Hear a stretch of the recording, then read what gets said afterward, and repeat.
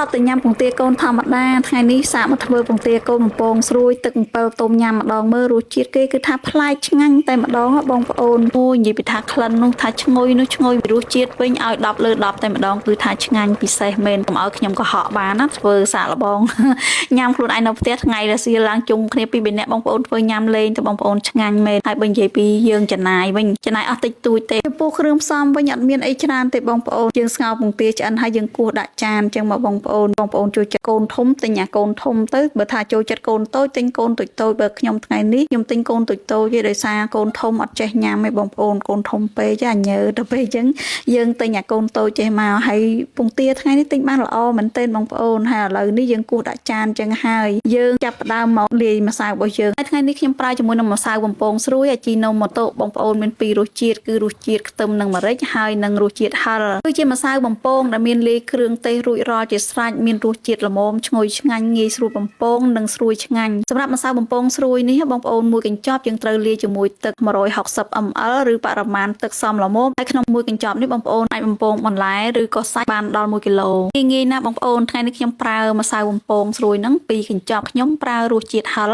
ដោយសារខ្ញុំបំពងជាមួយពងទាកូនអញ្ចឹងខ្ញុំប្រើរៀងច្រើនដែរបងប្អូនហើយណាមួយខ្ញុំជ្រើសរើសយករសជាតិហឹរហើយបងប្អូនមើលរបៀបលាយគឺថាងាយទេដាក់តែម្សៅមកហើយយើងចាក់ទឹកចូលកូរឲ្យតែសព្វមកបងប្អូនហើយយើងយកទៅបំពងបានហើយធ្វើមិនឲ្យពងទានិងម្សៅហ្នឹងសព្វចូលគ្នាមកបងប្អូនរួចហើយដាក់ប្រេងឲ្យរាងក្តៅតិចមកយើងដាក់ចូលចឹងមកគ្មានអីពិបាកទេបងប្អូនហើយ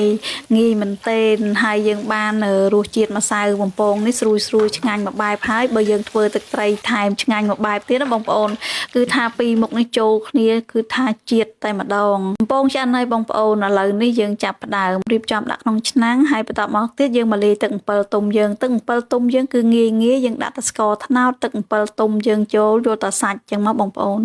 រួចហើយយើងថែមទឹកត្រីបន្តិចប៊ីចេងបន្តិចមកបន្ទាប់មកទៀតភ្លក់រសជាតិឲ្យល្មមដល់បងប្អូនចូលចិត្តសម្រាប់រសជាតិខ្ញុំវិញគឺថារៀងផ្អែមហើយរៀងជូរតិចមកគឺថាឆ្ងាញ់មែនទែនបន្ទាប់ពីយើងដាក់លើឆ្នាំងពេលដែលពុះហើយបងប្អូនខ្ញុំថែមជាមួយម្រេចបន្តិចទៀតហើយអីដែលសំខាន់នោះបងប្អូនឲ្យជ្រក់ខ្ទឹមខ្ញុំដែលខ្ញុំធ្វើលើកមុនណាអត់តន់អស់ទេ